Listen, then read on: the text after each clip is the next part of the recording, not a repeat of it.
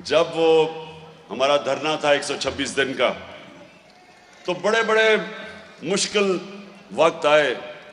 126 दिन में बड़ी ऊंच नीच मैंने देखी, क्योंकि मैं तो 126 दिन वहां था, तो मैंने तो एक एक अपने तबके, अपने टाइगर्स और अपनी टाइग्रेसेस को मैंने देखा। तो मुझे एक मिनट अभी नहीं, अभी नहीं।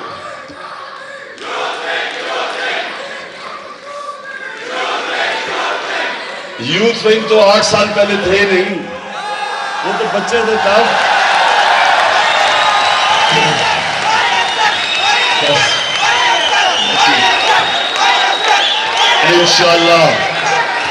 इंशाल्लाह यूथ विंग को भी और आईएसएफ को भी पूरी तरह आजमाऊंगा मैं इंशाल्लाह। अच्छा अब सुने, जो दूसरी, एक तो ज़हनी आज़ादी,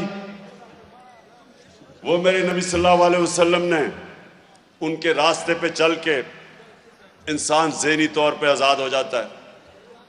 दूसरी फॉरेन पॉलिसी की आज़ादी, कि मैं वो पाकिस्तान देखना चाहता हूं, वो कभी किसी दूसरे मुल्क के सामने घुटने ना टेके, कभी अपने लोगों को कुर्बान ना करे किसी और मुल्क की ख्वाहिशों के ऊपर और हुक्म के ऊपर।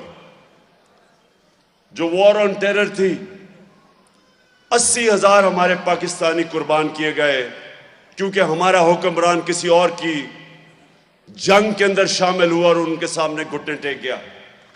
80,000 हमारे पाकिस्तानी शहीद हुए और मुल्क अलहदा तबाह हुआ, कबायली इलाका अलहदा तबाह हुआ, 400 ड्रोन अटैक हुए।